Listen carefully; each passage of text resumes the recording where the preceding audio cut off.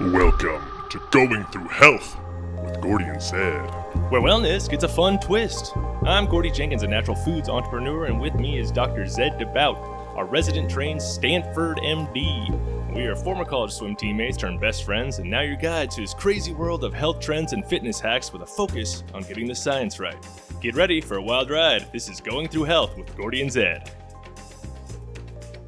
Today, Zed and I are gluten from the hip. That's right, that pun means we are investigating gluten. What is gluten? Why does it feel like such a big buzzword in the past 15 years? Is it our bodies, or is it the food? Then, I can't feel my face. We trip balls in a historical perspective, exploring a case of mass psychosis before wrapping up with the unholy trinity that is the fast fire questions. But before moving to gluten Dr. Zed, or should I say Dr. Bread, what have you learned while going through health? I am Dr. Bread, and I have risen. Hell yeah, I'm feeling good today. There he is. I'm all Dr. Bread with it. All right, so Gordy, I have a little article for you entitled, "Thanks to Reddit, a new diagnosis is bubbling up across the nation" by Ray Ellen Bichelle. So thanks to Reddit, it's hard to read that without it sounding sarcastic. Thanks to Reddit. But I think they actually mean thanks to Reddit this time. Oh. But all right, to give a little summary. So this article covers the experience of people with retrograde cricopharyngeus dysfunction, or no burp syndrome, which, as you might have guessed with the second clue, is a condition that prevents those afflicted from burping. Whoa. All right, so retrograde cricopharyngeus, or no burp syndrome? Yeah. Okay. All right. So you can't burp.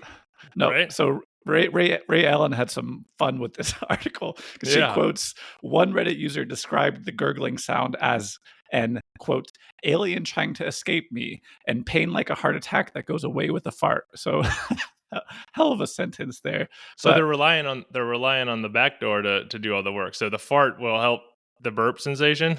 The fart will help get the alien out. I think. Are they farting straight from their stomach? I feel like there's a middleman in there that they're skipping.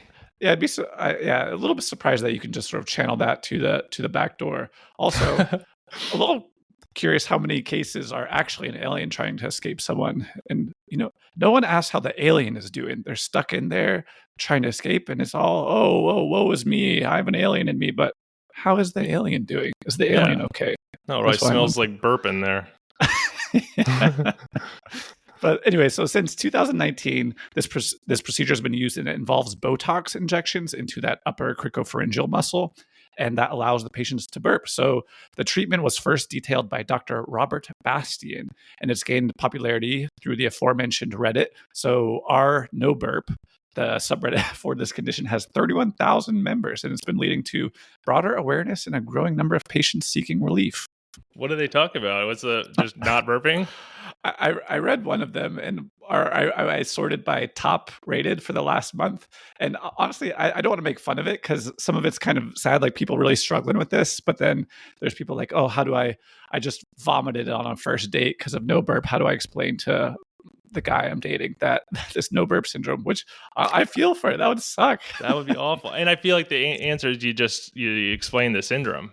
Yeah, I just feel like that's a lot quicker than just being like making up some, oh, sorry, I throw up sometimes when I'm in love. Like, I don't know. Yeah, I'm allergic to your small chat or something. But right, yeah, no.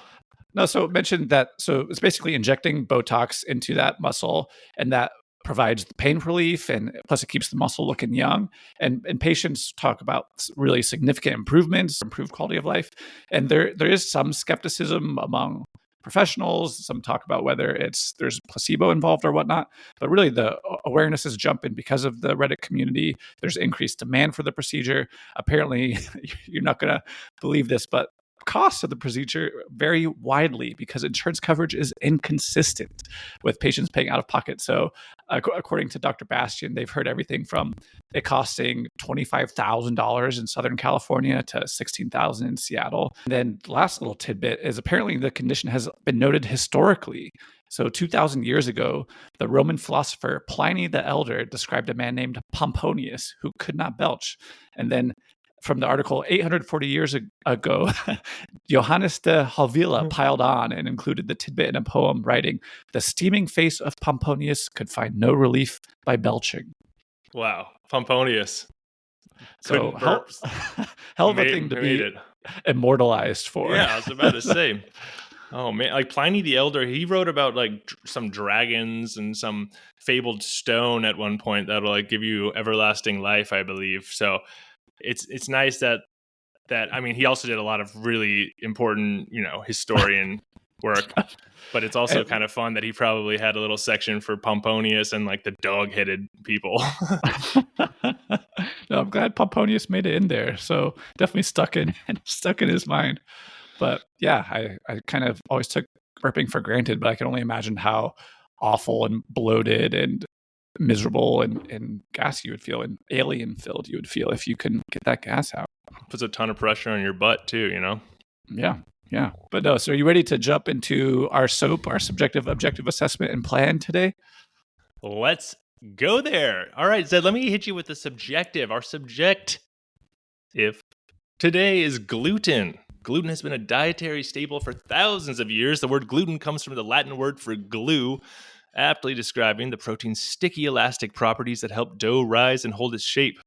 For most of us, gluten is a harmless and even beloved part of our diet, sort of a Santa Claus figure, found in bread, pasta, and pastries. However, for some, Zed, gluten is the most evil thing in the history of the world. Let's travel back to the 2nd century AD and meet Arrhenius of Cappadocia. Arrhenius of Cappadocia. Yeah, Cappadocia. What up, Cappadocia? Cappadocia. I'll have 2 Cappadocias, please. Oh, the gabagool is what we call it. But anyway, sorry. Arrhenius of Cappadocia was a Greek physician practicing during the height of the Roman Empire. Arrhenius is one of the unsung heroes of early medical literature, even though we are singing it today, but he is still not as sung as Hippocrates, who we have sung and gives a few shout outs to. In fact, let's give another shout out to Hippocrates. Zed, what up, Hippocrates? Hippocrates, you are our sung hero. Wow. I couldn't have asked for anything better than that. That's amazing. But Arrhenius of Cappadocia, he was good too. And he was known for his detailed and astute clinical observations. In his writings, Arrhenius described a condition he called as koilakos, derived from the Greek word kolia, meaning abdomen. He observed that some individuals experienced chronic diarrhea.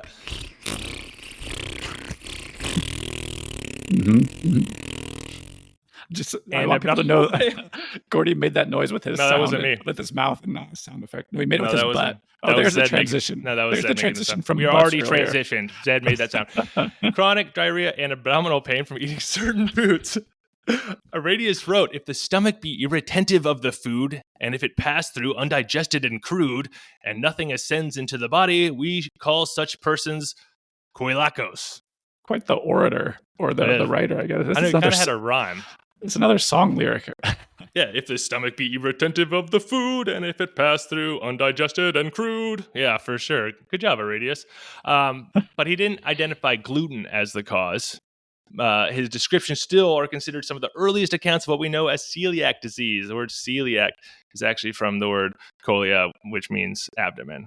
Arrhenius also noted that this condition could lead to severe malnutrition and emaciation if not managed, highlighting the severity of these symptoms. So, as we joke today, it is very serious. The understanding of gluten's impact on health began to crystallize during a dark period of World War II, not one of the fun, light periods of World War II. In the winter of 1944 to 45, known as the Hunger Winter, or in English, Hunger Winter, the Netherlands suffered extreme famine due to the Nazi blockades. So Dr. Willem Karel Dick, and that's Dick with an E at the end, so it's completely different than the other thing. Dr. Dick was a Dutch pediatrician, and he was the first to discover the link between gluten and celiac disease in the 1940s. During the food shortages in the Netherlands in World War II, Dick noticed something remarkable. Children with celiac disease actually improved when they had limited access to bread and wheat products.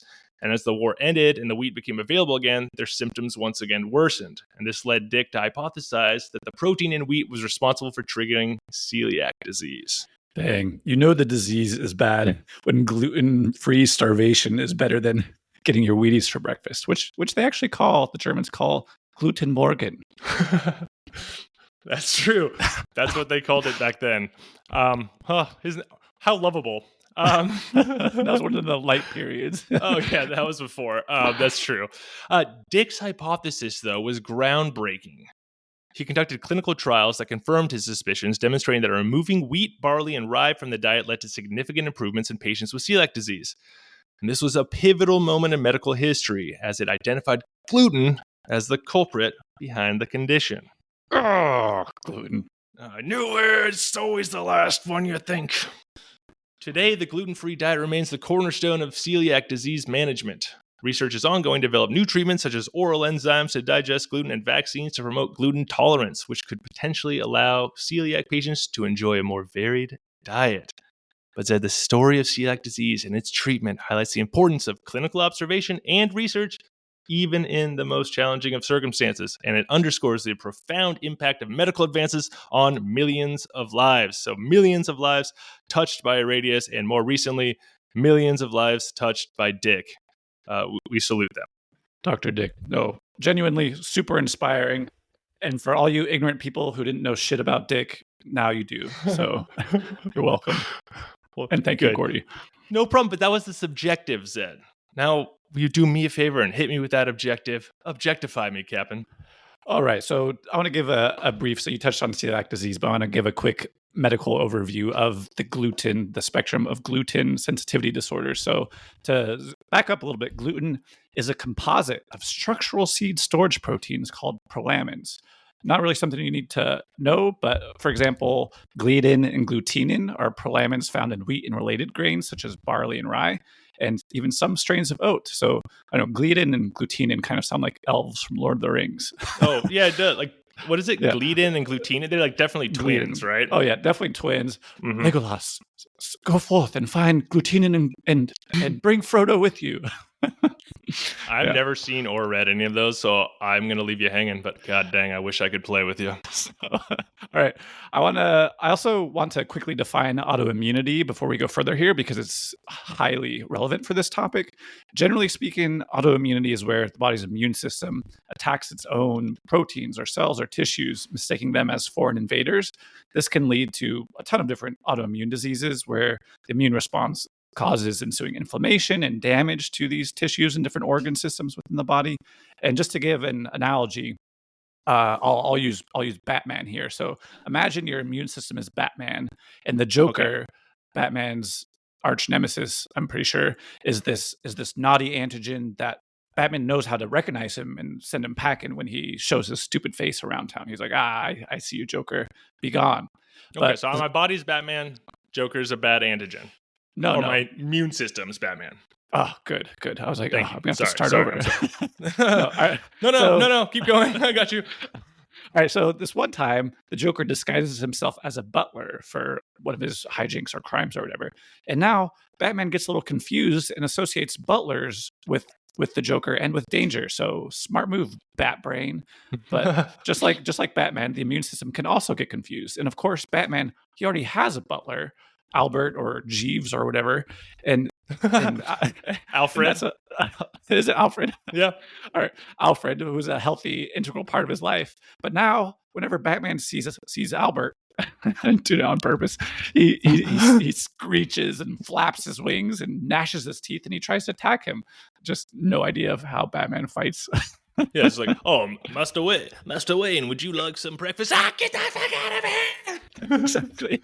Get the fuck out of here. All right, so poor Smithers or whatever can't go about his normal tasks without getting a throwing star in the butt. And this, of course, negatively affects Bruce Wayne's world, because now his bat suit isn't ironed, his pet bats aren't getting brushed or whatever, and he's not able to fight crime properly. So it is not excellent, and it is not party time. No. That is not excellent, and that is not party time.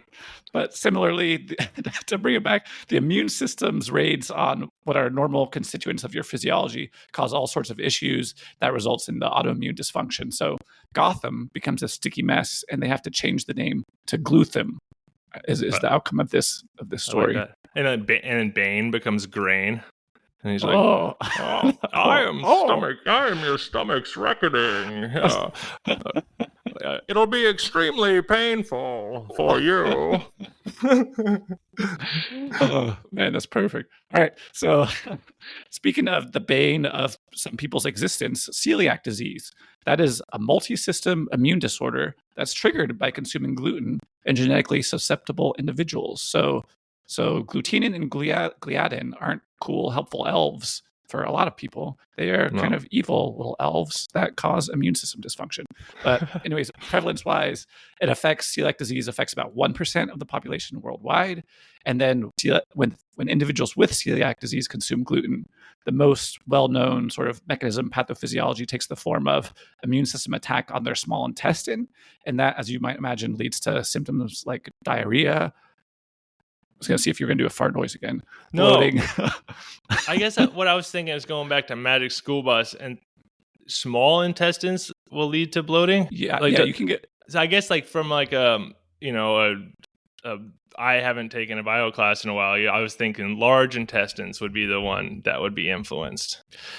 Both can definitely have bloating. Like you can have air entrapment or gas entrapment, and both causing bloating. But specifically with some of the phenotypes of celiac disease, you see this small intestine immune system attack, and that gives them their symptoms. So that diarrhea, bloating, fatigue, and then of course, if you can't absorb the stuff you're eating, you get malabsorption of the nutrients, and so you can have nutritional deficiencies. That makes sense. All right. So to dig a little bit deeper briefly into the mechanism, which I think is so cool. Anything immune system related is just fascinating, the way all these cells and messengers interact. But one of the suggested mechanisms for celiacs is these CD4 T cells, or these immune cells. They recognize the specific gliadin structures within the intestinal epithelium. And so that intestinal epithelium, that's just the first layer of cells in the small intestine, the ones that are directly interfacing with the food or whatever you're eating. And so those T cells, they enter that epithelium and they express these sort of signals specific for gliadin and this transglutaminase that causes the intraepithelial T cells to kill these enterocytes, those intestinal cells, those normal cells, by mediating apoptosis, which you may remember from a previous episode is just programmed cell death. So basically, your immune system gets misleading information and mistakenly puts out a hit on those intestinal cells, and then these natural killer cells come knocking and blow them up. So as you might surmise, this isn't good for digestion and nutrition. That is super interesting. Okay, it puts it into perspective of really what's going on. So, like when you hear like I remember the joke back in the days of like the generational divide of like all these millennials with their gluten intolerance. Like, oh, what's the new fad? Like, oh, they're trying to be cool with their I can't eat gluten. It seems like there are very clear scientific physiological reasons that some people would be having gluten sensitivity, not beyond. It's not just some trendy way to make yourself look unique or whatever. No, just that. It sounds ridiculous, but like there's I remember legitimately like hearing those. You know what I mean? Like, back in my day, I would just eat a handful of bread and then walk to school without shoes on or whatever. Walk to school with bread on my feet. Yeah. No, it's true. But I think part of it is the mechanisms haven't been understood for a long time, and they're still kind of being elucidated. So we'll get to that a little bit more in the assessment section. But no, it's fascinating the way some of these experiments are being run and the theories being proposed. But interestingly, and part of the big issue here is that although gut discomfort and diarrhea and indigestion remains one of those presentations that prompts testing for celiac disease in adults, many people with the disease actually don't have some of those symptoms or all of those symptoms. So somewhat confusingly, many adults present with this really wide-ranging spectrum, everything, they call them non-classic symptoms, but everything from anemia to osteoporosis to skin findings, abdominal pain, which makes intuitive sense, and then neurological or psychiatric symptoms, infertility, and vitamin deficiencies. So yeah, just this whole unpleasant smorgasbord. And so you might be experiencing some of these issues and not really be thinking, hey, something must be going on with gluten in my small intestine. And that's why I have this seemingly unrelated symptomology. That's shitty. All right. That sucks. I feel for those people.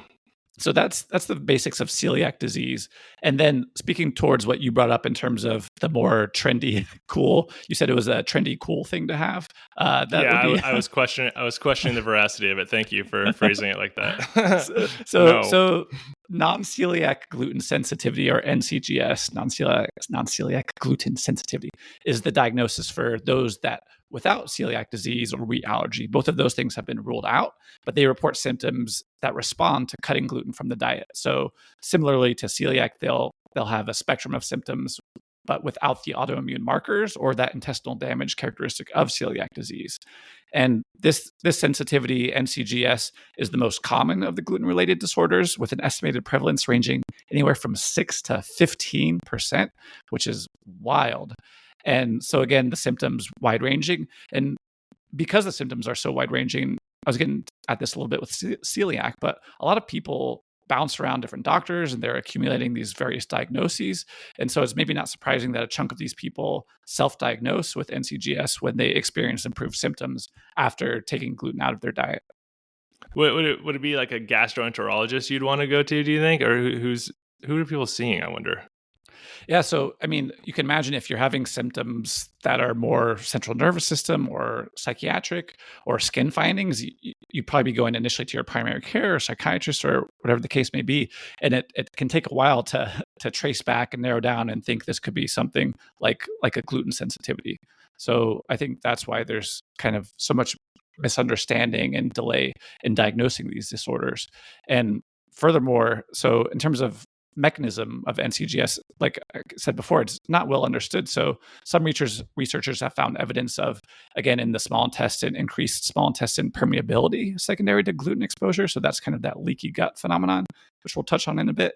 And then there's also been additional interest in non-gluten components of wheat, so including the amylase trypsin inhibitors, and those seem to activate the innate immune system and have been suggested to have a role in both celiac disease and NCGS. So it's not just that pesky glutenin and gliadin anymore. There's also these amylase trypsin inhibitors, which may be disruptive.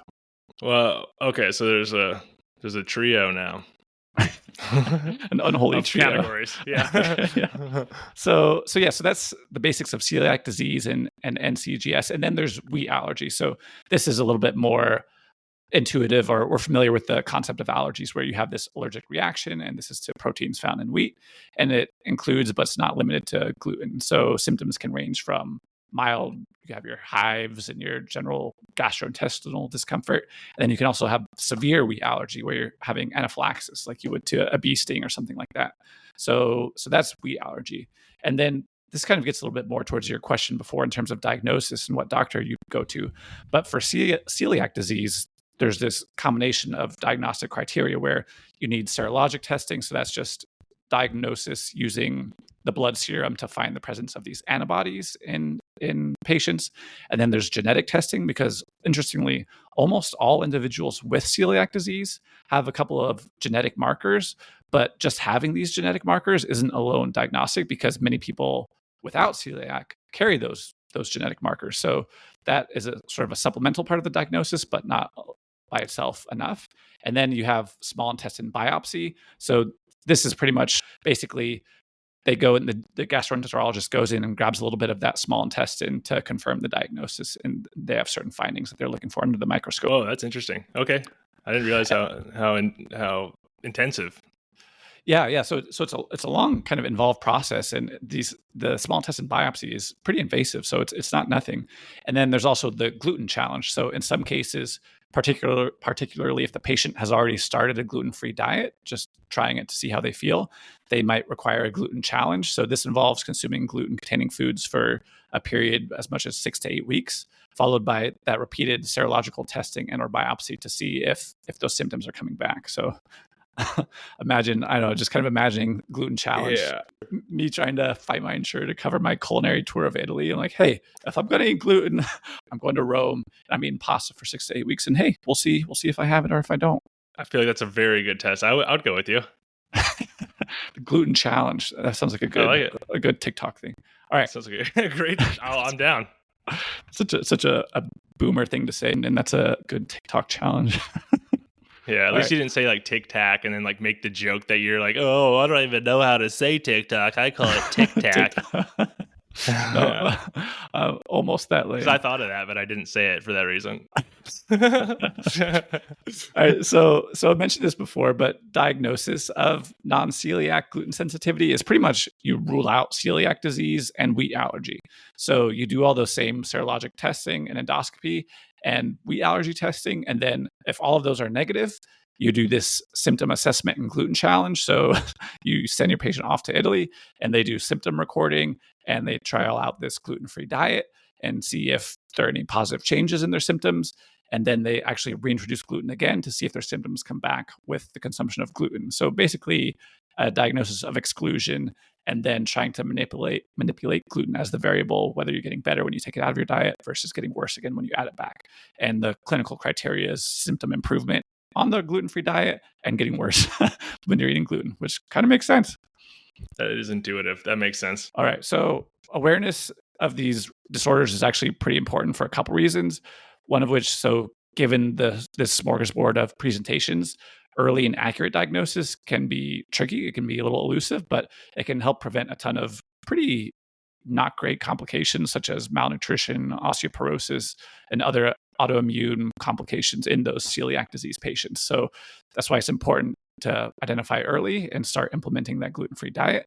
And then also understanding and properly managing gluten-related disorders can significantly improve both your short and long-term quality of life for affected individuals, get rid of all those really sometimes debilitating symptoms. And as we'll kind of discuss here, it can be very challenging given the prevalence of gluten in so many different foods, even places where you might not think to find it. Olive Garden, no. We'll get into that in just a second. But Zed, let's hear the other side of things. Let's hear the word from our sponsors for a sec today. Guten Tag, or should I say Gluten Tag, is the revolutionary German supplement that's 100% pure gluten. What the so-called experts won't tell you is the problem isn't too much gluten, it's not enough gluten. Gluten Tag floods your body with the power of wheat, unlocking hidden brain cells, enhancing digestion beyond reason, and possibly granting eternal life. And side effects include bread vision, total gluten-fueled transcendence, and the inability to sleep without screaming in pretzel tongues. But you wake up the next day, and you'll never feel more rested. Stop avoiding gluten and start facing it. Join the 100% wheat elites today. Gluten Tag, you are it. Welcome back, everyone. Be sure to subscribe, follow, and rate us 5 stars on Spotify and Apple Podcasts. New episodes Monday morning at goingthroughhealth.podcast on Instagram. All right, Gordy, we are talking about gluten. It's time to break down our impressions and share some asides as part of our assessment. All right, well, Zed, you can't talk about gluten without mentioning how different cooking processes influence gluten digestion. Excuse me, I had to burp. Wow, now you're just showing off. I am. I honestly, I know we're going to have a lot of listeners from a very specific category of no burpers. So I apologize. Was not trying to rub it in. Anyways, Ed, how different cooking processes influence gluten digestion. The way gluten-containing foods are prepared can significantly impact the body's ability to digest gluten. Different cooking methods and traditional culinary practices from around the world can alter the structure of gluten proteins, which potentially could affect their digestibility and the immune response in individuals with gluten sensitivity or celiac disease, as you were mentioning. So let's delve right in to some of those processes and their effects. Fermentation. First, so fermentation is a traditional method used in many countries, particularly Europe, to make bread and other baked goods. This process involves the use of natural yeasts and bacteria, which can partially break down gluten proteins. I wonder if this makes beer helps make beer a little more accessible to people with gluten intolerance or sensitivities. Oh yeah, that'd be super interesting. Like versus just like a non-alcoholic glass of wheat gluten grass. water. Yeah. So in sourdough fermentation, lactic acid, bacteria, and yeast work together as some sort of team to ferment the dough over an extended period. And so this process can degrade gluten proteins, making them less likely to trigger an immune response in people with gluten sensitivities. However, it's important to note that sourdough is not safe for individuals with celiac disease unless it is explicitly made from gluten-free grains. Boiling and steaming. In many countries, wheat-based food like noodles and dumplings are often boiled or steamed. Bet you didn't know that. These these methods involved moist heat, another one of my old nicknames, which can cause the gluten proteins to denature to form a gel-like structure. While this may make the texture of the food more palatable, even though it sounds revolting, it does not significantly break down gluten proteins. The boiling process used for noodles does not degrade gluten to a degree that would make it safe for those with celiac disease, but it may alter the protein structure enough to affect its digestibility for others with milder sensitivities. Moist heat can't be bad. Moist heat. Baking is a common method worldwide. Another shocker for you. Hopefully no one drove off the road listening to that.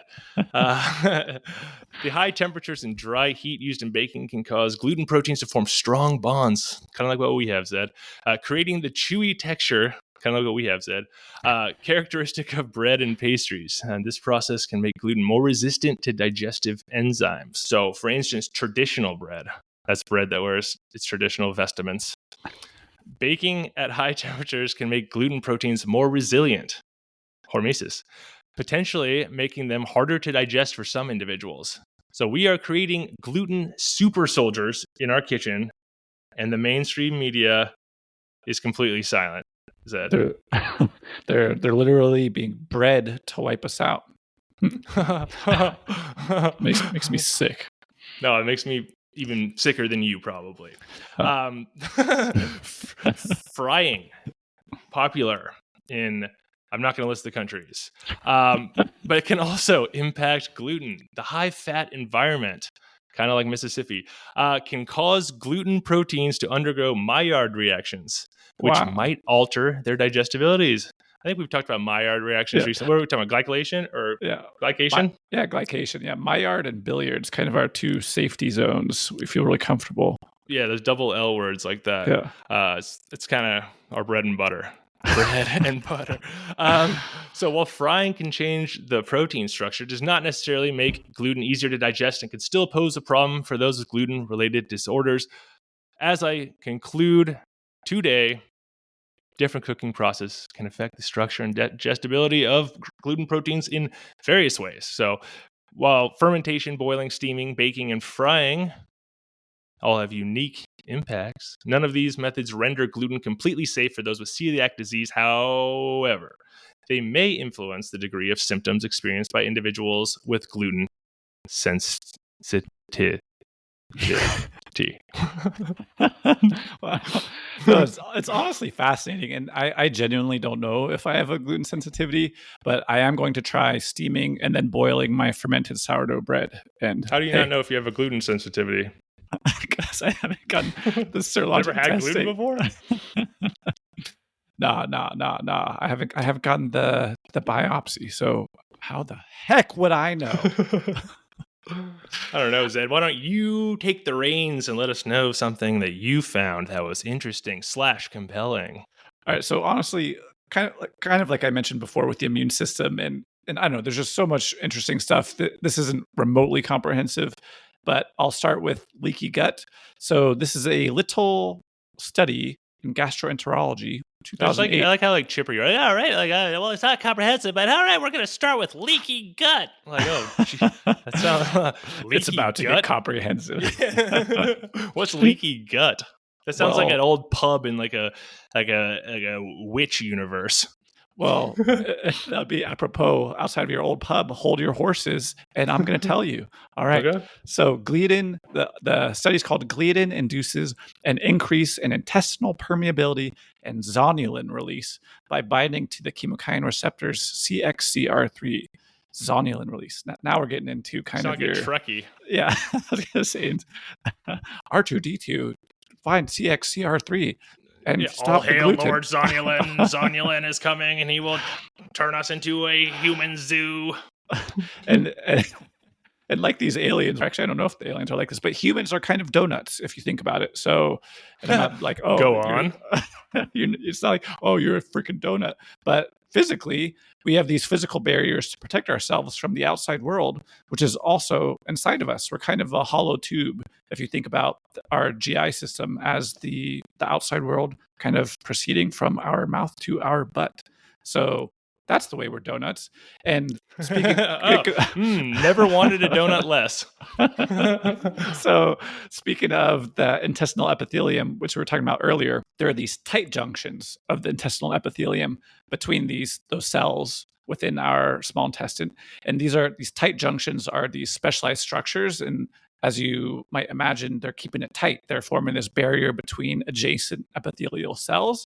And they're the ones that regulate this passage of whether it's molecules or micronutrients between the cells. So they're maintaining that integrity of the intestinal lining, and they're controlling the overall permeability of the gut. So the barrier function is crucial for preventing entry of harmful substances and pathogens, while also sort of balancing that out with letting in selective absorption of nutrients.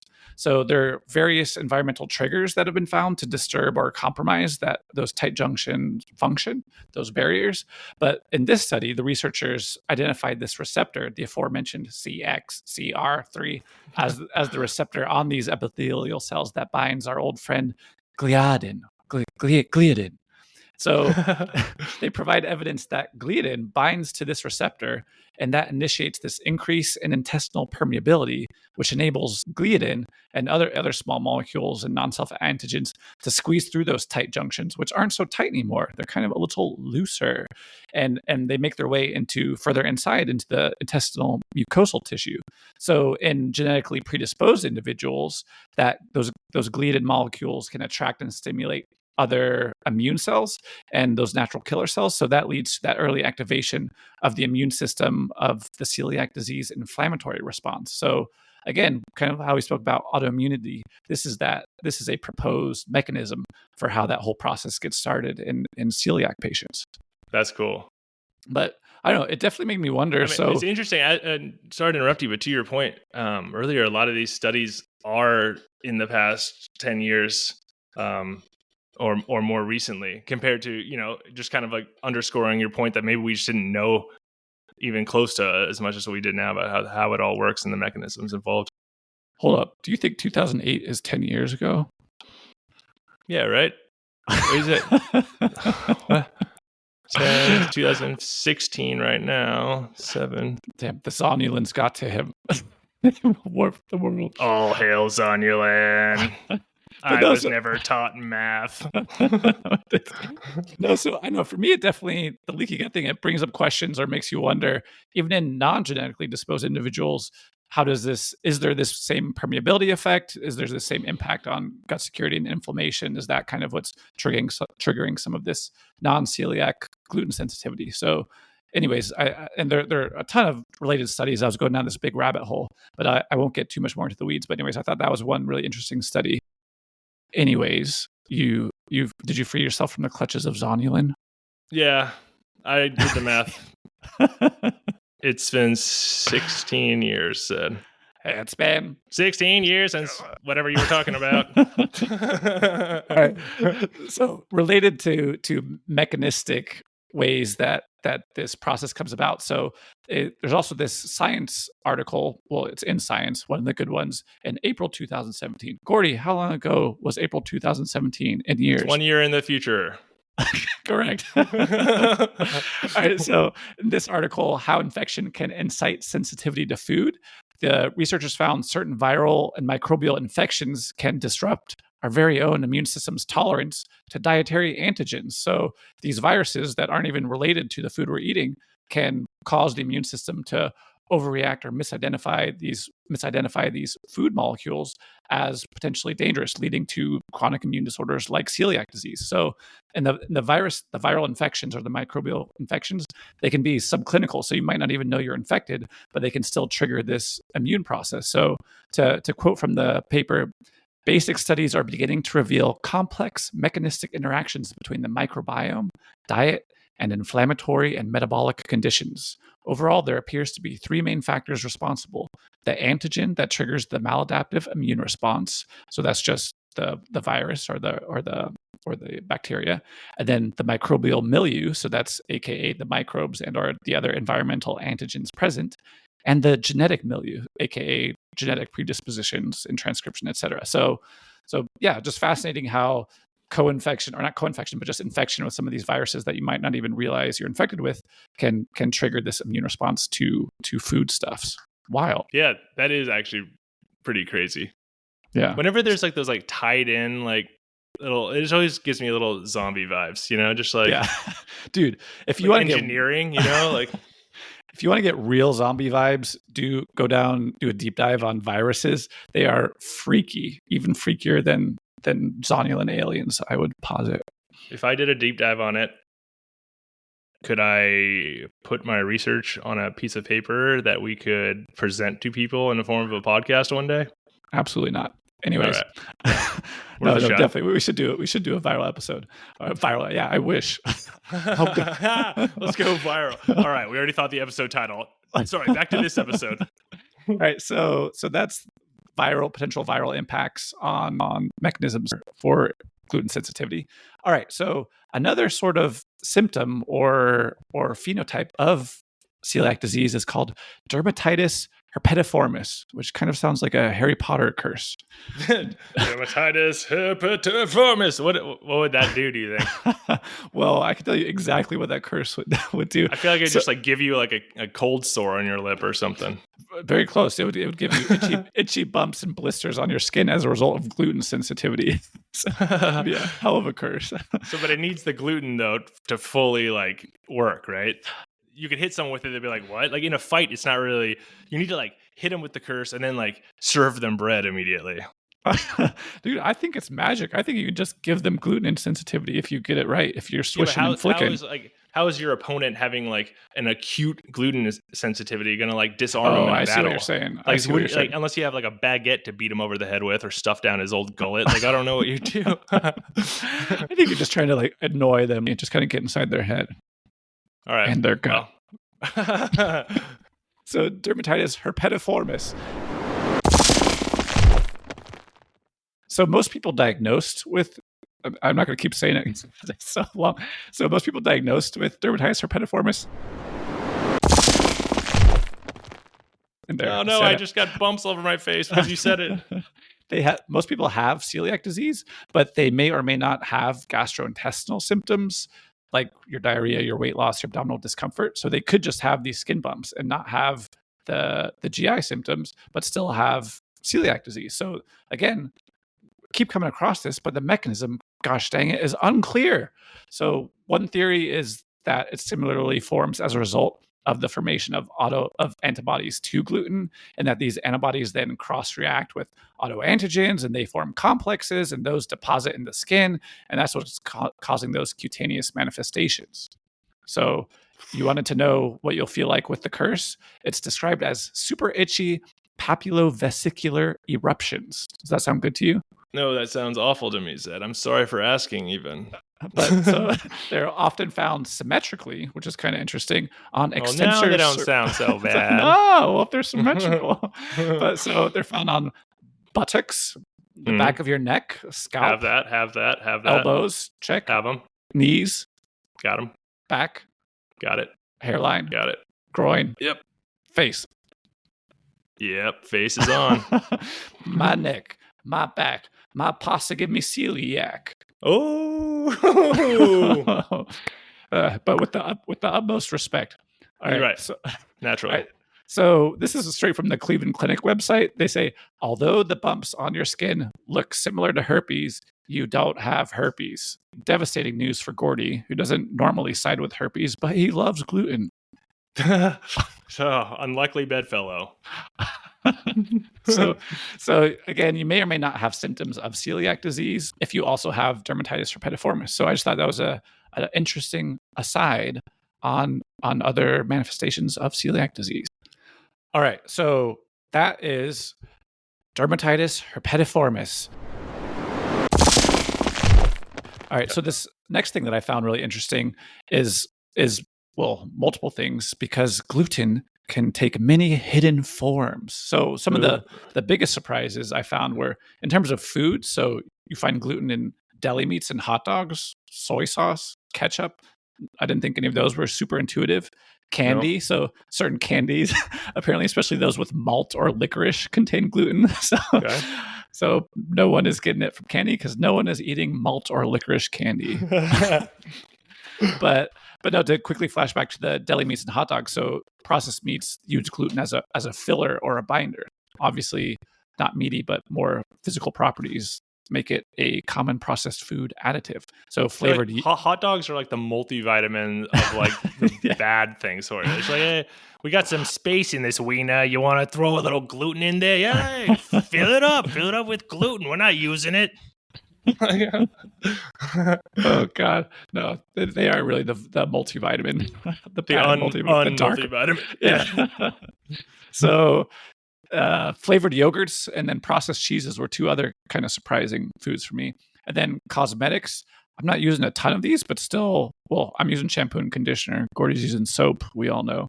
But so lipstick and lip balm, those can contain wheat germ oil or other gluten-containing ingredients. Body and hand lotions, touched on shampoos and conditioners. Eye makeup, so certain mascaras contain gluten, which is surprising to me. But I suspect it's just kind of a physical property thing to make it go on sticky and nice. But so for individuals with celiac disease or even non-celiac gluten sensitivity, it's super important to read labels carefully and be aware of those hidden sources of gluten. And there's a ton of resources and apps available. I just did a quick search, and there's this very popular, highly rated Find Me Gluten Free app, which ironically is not free. There are in-app purchases, but it can help you find your gluten-free stuff. All right. So the next thing that I found interesting, and we're almost through. Again, there were so many things that I kept going down the rabbit hole on, but this one I'm calling Gluten Talk: Vacation from My Food Sensitivities Euro Style. The title. We touched on this in another episode, but have you ever noticed differences in your digestion when you're traveling, like how you can eat certain things, or maybe you eat something that you have a different reaction to than you do back home, or different consequences? For the sake of conversation, let's say yes. Okay, I'm pretty much a perfect human, but sure, let's pretend that I have this issue, Zed. All right, we'll see when we get to what your poop is supposed to look like. If you're so perfect, I'm not gonna. What are you expecting out of me today? Hold your horses. All right, but no. So I've noticed this. Even that's Gordy interesting. hasn't. No, that's true. I've traveled with people who are heavily affected by eating the same food you would think in bread in one country versus the other country, and then but yeah, so I get it. As much as I was being a bad sport, I was making it difficult for you. Kind of wish you'd led with that. That's fine. But no, so some of the suspected reasons behind something like differences in gluten sensitivity when you're traveling versus here in the US. So one of the theories is that there's different strains of wheat that are grown in Europe versus the US. So European wheat varieties may have different protein and gluten content or density. So that could potentially affect gluten sensitivity. But those study results, from what I could find, are super mixed and kind of back and forth. One of the things that I found that had a little bit more evidence and seemed a little more compelling was differences in farming methods. So including the use of pesticides and fertilizers can impact gluten content, but it's not just they're impacting gluten content. The actual pesticides and fertilizers aren't good for you either. So glyphosate is a chemical substance that's used as an herbicide. So that's the main ingredient in Roundup, which is probably where you're most familiar with it. And it, of course, kills weeds and grasses. And it's one of the most widely used pesticides in the world. But research real quick, shout out to our sponsor, Monsanto. Thank you very much. Anyways, back to the show, and watch what you saying. Glyphosate cures everything and is good for your Yay! microbiome. Yay! No, but research ties it to microbiome disruption and inflammation. Sorry, Monsanto. And different than the US, the EU imposes a little stricter usage restrictions on glyphosate. And that includes limitations on both on pre-harvest applications, and that's to, as you would think, minimize residues in food products. So US doesn't do that. So they're not trying to necessarily minimize glyphosate residues in your food products. And it's widely used in the US, particularly in conjunction, which I thought was interesting, with genetically modified crops designed to be glyphosate resistant. So they genetically modify these crops so they're not as impacted by the herbicide. And so they can use it a little bit more liberally, and it's less restricted compared to the EU. Oh, so at first I was like, oh, that's cool, because then it's like everything's all hunky dory. But then I'm like, no. It's quite the opposite. Quite the opposite. Monsanto Now we can really just like pour it on there. Yeah. Really drench residue it up. Yeah, this is cool. All right. Fantastic, Zed. Thank you. Yeah. So, along with pesticides, the use of certain additives and preservatives in American food products may contribute to digestive issues, and that may be less prevalent or have sort of different labeling standards in European foods. And then, interestingly, I thought was another kind of fascinating way to look at it is you can have variations in gut microbiota between populations. So in this case, between Europe and the USA, and that gut microbiome can be influenced by everything from diet and the environment and a lot of the things we just talked about. So all of that could affect gluten digestion and sensitivity as well. Very good. And I'll touch on that in a second, because that's my kicker. Is related to how different populations. Sweet. All right. So as I promised, or as I threatened, this last one, Gordy, is called "My Poop Looks Like Shit." All right. So I thought it might be helpful because there are so many GI manifestations or symptoms associated with gluten intolerance to talk a little bit about what your poop should look like in a perfect world. So healthy human feces typically exhibits a brown color, and not to get too into the weeds, but that's due to bile and bilirubin. But in terms of consistency, one of the things I went to school with Billy Rubin. Billy Rubin. So consistency-wise, it should be soft consistency, but formed. So similar to a ripe banana, if that doesn't put you off bananas. That is disgusting, yes. But that indicates adequate water and fiber content. And then I'm trying to use as many food metaphors as I can. The shape should be smooth and sausage-like, and the size should be about 1 to 2 inches in diameter and up to 12 inches long, and that all reflects good digestion. And then in terms of frequency, so this is really individual, varies based on individual, but frequency ranges from as much as 3 times a day to 3 times a week, but as long as it's regular for you as the individual, as long as you're having this regular cadence and it's not crazy all over the place. So what about that? So I like like you said, up to 12 inches in length. What happens if it's 18 inches long? Do you have some sphincter issue? You can't pinch it off? Or what are we talking about here? So I think that's a good clarification. There's probably a little bit more of a spectrum. Fair enough. The rectum spectrum. All right. In terms of last thing here is a healthy stool has a mild odor. So if your shit don't stink, you are not healthy. And then it should sink slowly, because if it has too much fat content, it will float, because fat floats. And it should also contain minimally undigested food. So if you're pooping out an entire corn cob, you are not digesting it properly, even though I don't think you can digest a corn cob. But it's always corn, though. It's always corn. And then this may be the most intuitive and also most off-putting part, but it should not have visible blood or mucus, which could indicate gastrointestinal issues. Ooh, yep, that makes sense to me. All right, so I'm going to kick it over to you for the kicker, but there was so much stuff. We didn't even talk about gluten ataxia. There's a million other interesting things, but that's fine. I'm excited to hear a little bit about prevalence. All right, but Zed, here's the kicker. And I'm going to touch on the differences of populations and how gluten intolerance varies across different countries. So prevalence-wise, in Western countries like the United States and Canada, awareness and diagnosis of gluten intolerance have significantly increased, and this is partly due to better diagnostic tools as well as a high prevalence of gluten-containing foods in our diet. And they say the American Journal of Gastroenterology, I almost just said they like you knew that I was going to be talking about the American Journal of Gastroenterology, but they say approximately 6% of the U.S. population, as of 2015, is estimated to have gluten intolerance. In line with some of the numbers you've presented earlier. In Europe, prevalence also varies. Italy and Sweden have higher rates of diagnosed gluten intolerance and celiac disease, and that could be attributed to perhaps dietary habits as well as genetic factors. A study in BMC gastroenterology highlighted that about 5 to 10% of the Italian population might be gluten intolerant. And Sweden has been seeing a rise in gluten-related disorders, and this is possibly due to an early introduction of gluten in the diet of infants, according to one study in 2013. Moving to Asia, the picture changes a little bit. In countries like China and Japan, gluten intolerance is less commonly reported. The lower prevalence might be due to genetic factors, as well as traditional diets are lower in wheat-based products. However, as Western diets and Western dietary habits are becoming more prevalent, there is a corresponding increase in gluten-related disorders. So we're doing it. Interestingly, in the Middle East, countries like Iran and Turkey have reported growing numbers of gluten intolerance cases, and this is also likely linked to the genetic predisposition and dietary patterns.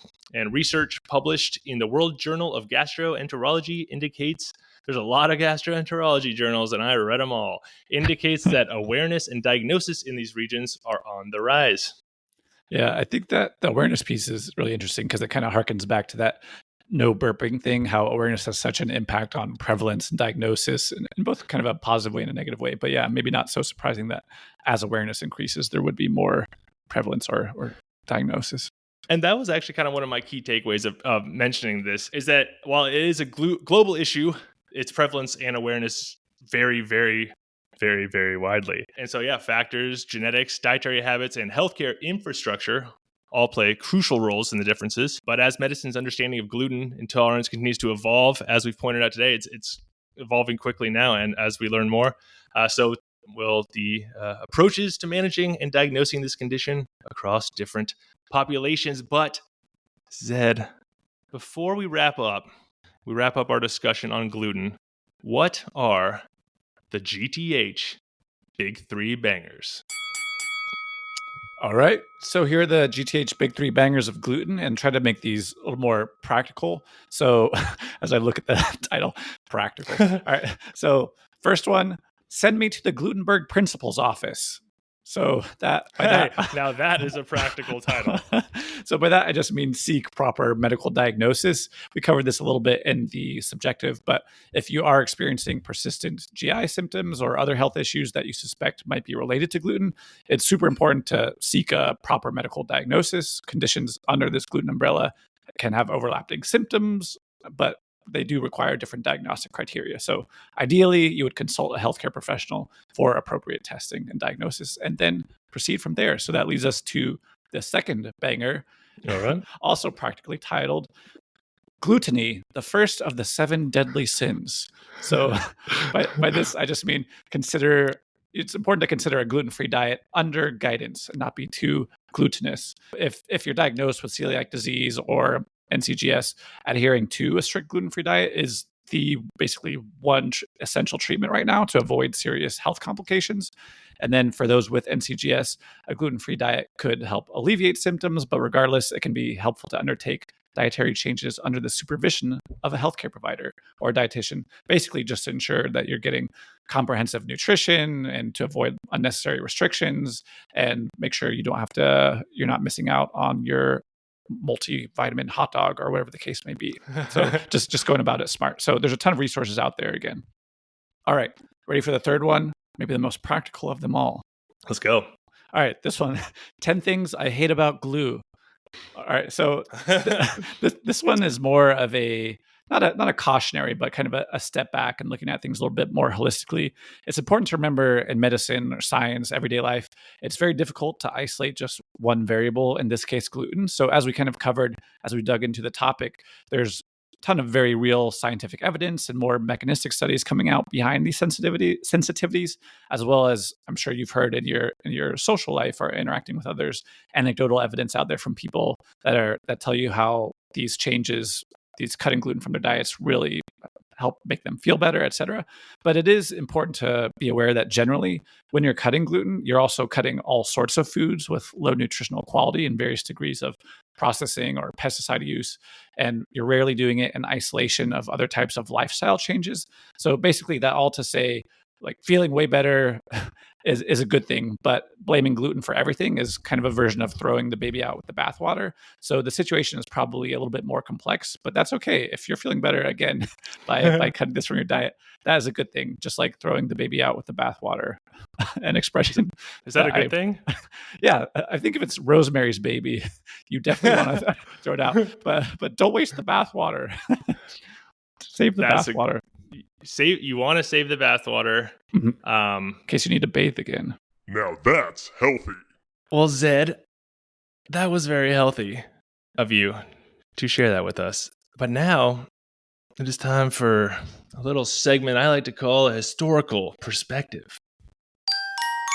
Hey, see, it's a going through health historical perspective right here.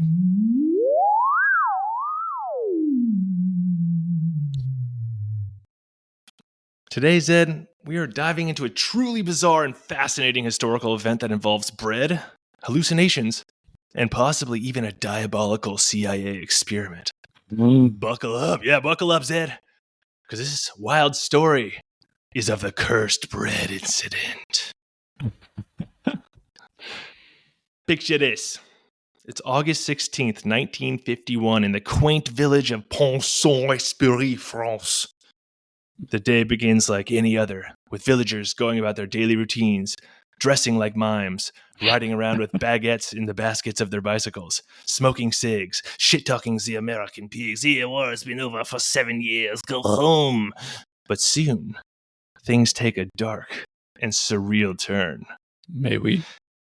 Spirit Pontins, that is the demonym of people from Pont-Saint-Esprit, France. Spirit Pontins start experiencing strange and terrifying symptoms. They see horrifying visions, behave erratically, and some even become violent. What horrifying visions? Like a 40-hour work week? Some say just as horrifying. One man, Léon Armunier, didn't have to name him, but hey, let's give him some credit. A postal worker suddenly felt nauseous and dizzy while on his route. He later recalled, "It was terrible. I had the sensation of shrinking and the fire and the serpents coiling around my arms." So how can I deliver the letters where they're full of snakes and they're the size of a Peugeot? Damn, Leon, you are tripping. You're tripping balls, mailman. I hope. The local doctor, Dr. Gabay, was inundated with patients exhibiting these bizarre symptoms. He described their behavior as madness, with people thrashing about in their hospital beds, screaming that they were being eaten alive by beasts or that their heads were turning into molten lead. "Doctor, when you're done with the person being eaten alive by the beast, I have the familiar feeling that my head is turning into molten lead. Merci." Oh, yeah, that old chestnut. That old feeling. One man reportedly tried to jump out of a window, convinced he was an airplane and about to take off. Dude, have you never seen an airplane take off? There are none of them doing it out of windows. Get your ass to the runway and do it right. Early days of aviation said no TSA, just a window and a dream. Or a hallucination. Overall, around 250 people were affected, with 50 being admitted to psychiatric hospitals and at least 7 dying. Oof. The village was in chaos, and the source of this madness was soon traced back to a local bakery. The bread, a staple in the villagers' diet, was immediately suspected. Les croissants. Oh oui, mais oui, Zed. A formal inquiry was launched and the investigation led to a flour distribution center in Bagnois-sur-Cèze. Maurice Maillet, a miller, was interrogated and admitted to mixing lower quality grains, including rye, which is susceptible to ergot, with flour meant for export. So ergot I'll get into in a second. This mix also contained contaminants like weevils and dusts. Hey, I feel like Weevils and Dust would be such a good Baker memoir title, of Weevils and Dust. Not if it's in your bread, though. No. Very bad things happen. So the police arrested Maillet with a baker named Guy Briere, who just sounds like a cheese, for involuntary manslaughter and injuries due to their negligence. Further arrests included Maillet's employee and the owners of the bakery where Briere worked. Et tu, Briere? Exactly. Initial investigations pointed to ergot poisoning.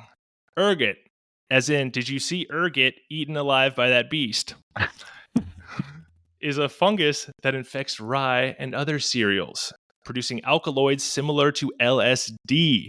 Historically, ergotism, also known as St. Anthony's fire, caused symptoms like severe burning sensations, hallucinations, and convulsions.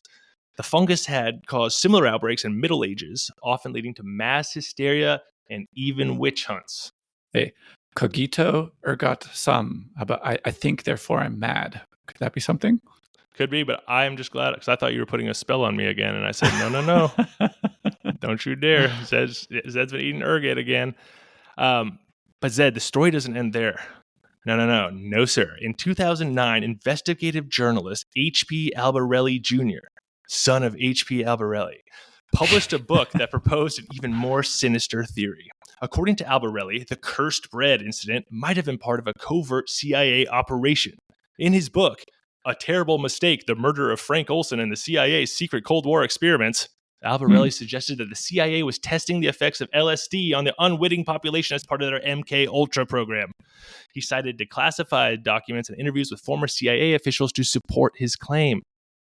But this idea that the CIA could have been involved added an extra layer of intrigue to an already mysterious event. The MK Ultra program, which involved experiments on mind control and chemical interrogation, is very well documented and very factual.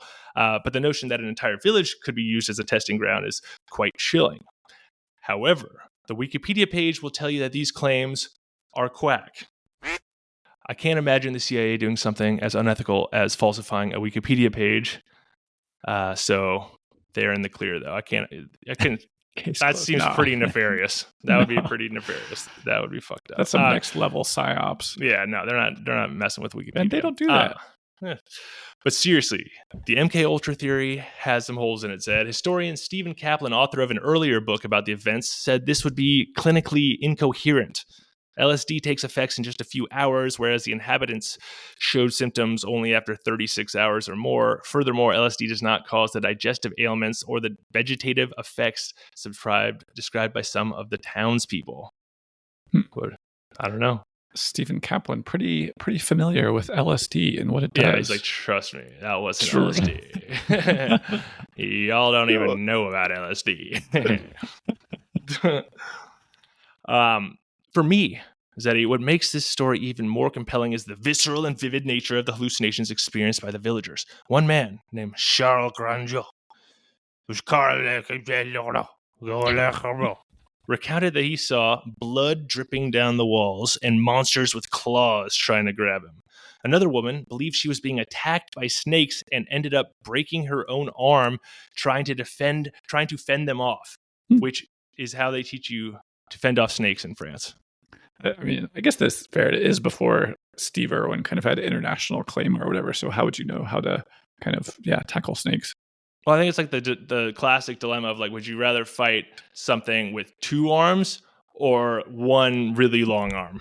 Hey, with a snake, I'm trying to put as much distance as I can. So cut that arm off and use it as a weapon. All right. So despite these terrifying experiences, some aspects of the incident had a darkly humorous edge. So let us smile at this less haunting hallucination. I'm sure this local farmer was smiling to himself.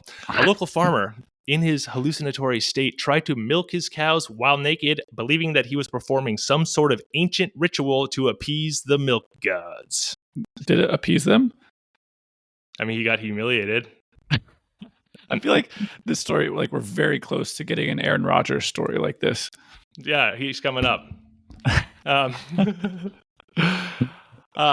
The cursed bread incident, Zed, of Pont-Saint-Esprit remains one of the most mysterious and fascinating episodes in medical history, whether it was caused by ergot poisoning or a covert CIA experiment. It highlights the complex relationship between food, health, and the human mind.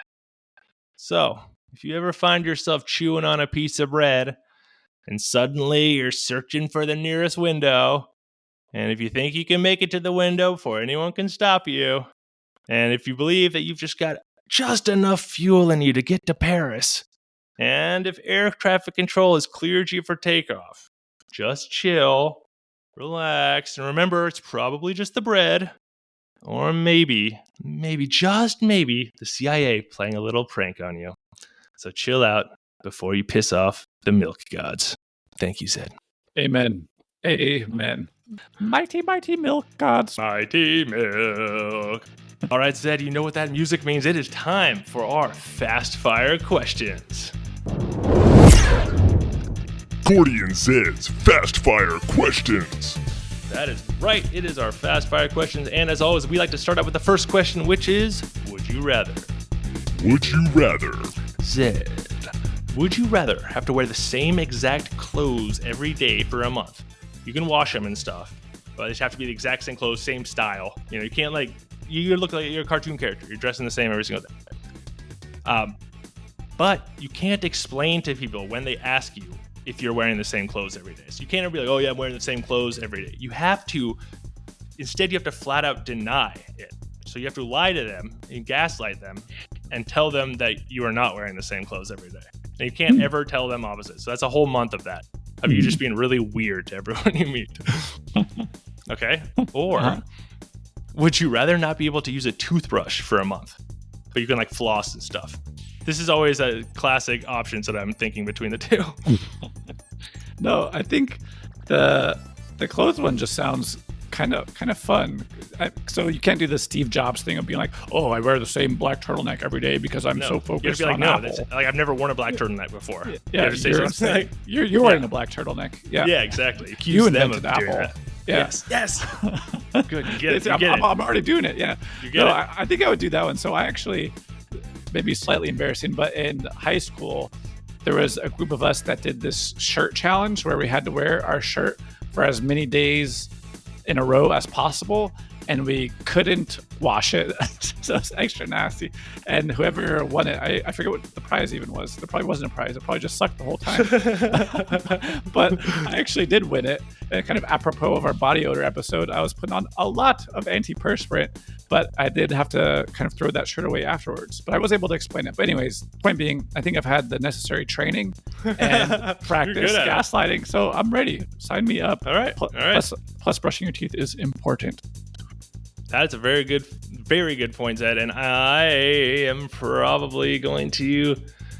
I'm gonna not brush my teeth. I'll mix it up. I don't want to be deceiving people, or just because I feel like I would really be like, they'd be like, what the frick's wrong with Gordy? Like, why is he so weird about this? So you would keep not brushing your teeth. Yeah, I'll keep not brushing. You know, I'll just I'd water floss or whatever. Yeah, but all right. I don't know. I just I feel like I could do a lot of social damage. All right, so it is time for the next question, which is, would it kill me? Would it kill me? It's funny that I happened to come up with this one today because it is bat related, because we've talked a bit about bats, about bats today. So Zed, if I only, and I've been dying to know this, if I only ate raw bat meat for a month, gluten-free of course, do you think I would die in that month? Like I have 1 month, I'm just eating raw bat meat. So, yeah, me super familiar with the Batman origin story. There's a slight chance you become Batman.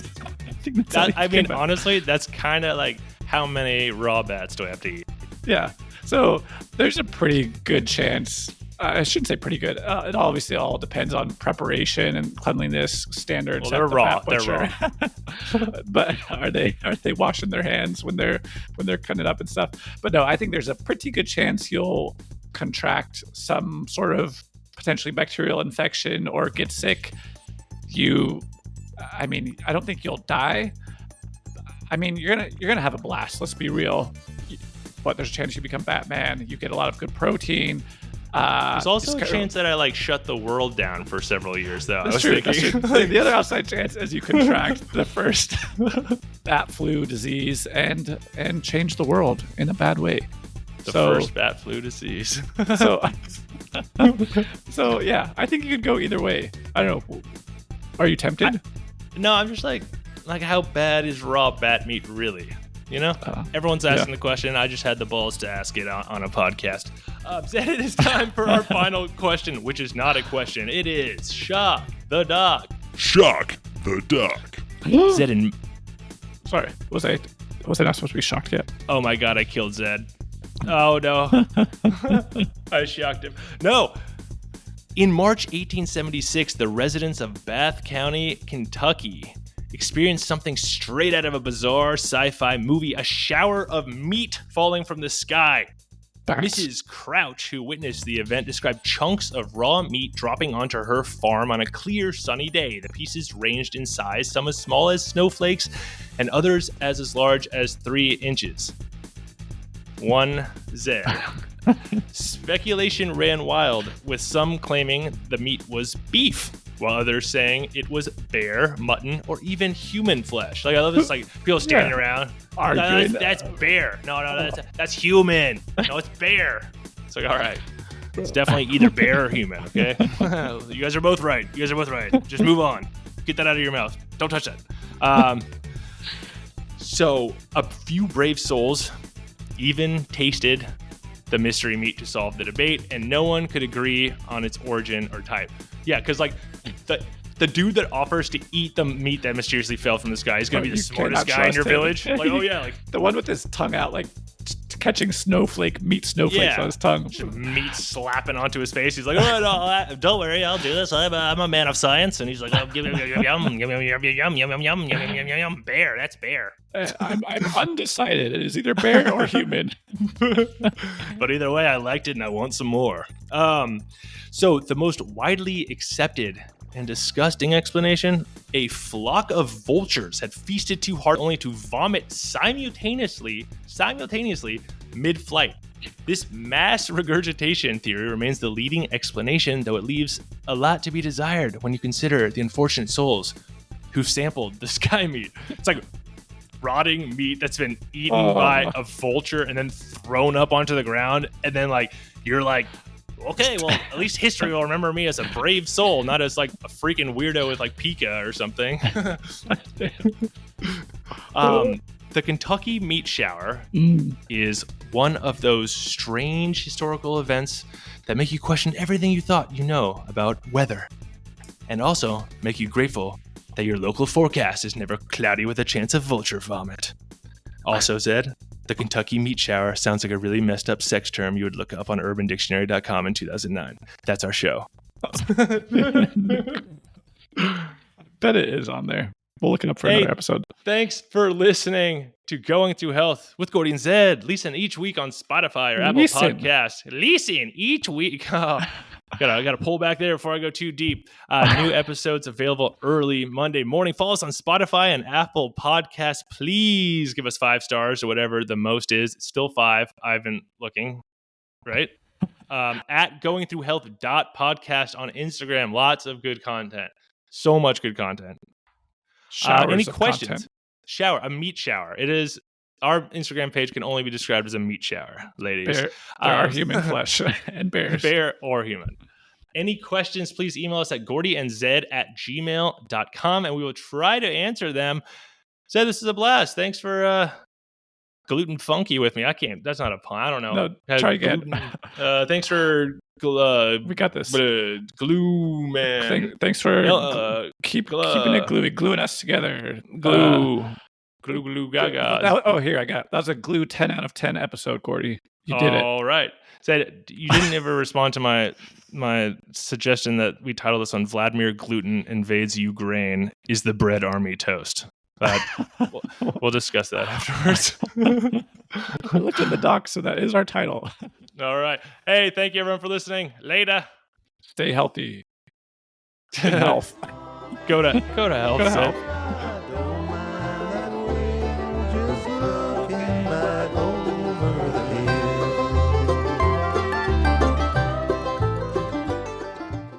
Hey, this is Zed. This podcast is intended solely for general informational purposes and does not represent the provision of medical advice or the practice of any professional healthcare services. No clinician-patient relationship is formed. Nice try. And the use of the information provided or materials linked is at the user's own risk. The content of this podcast is not meant to replace professional medical advice, diagnosis, or treatment. Users should seek medical advice for any health issues they may have and should consult their healthcare providers for any such concerns.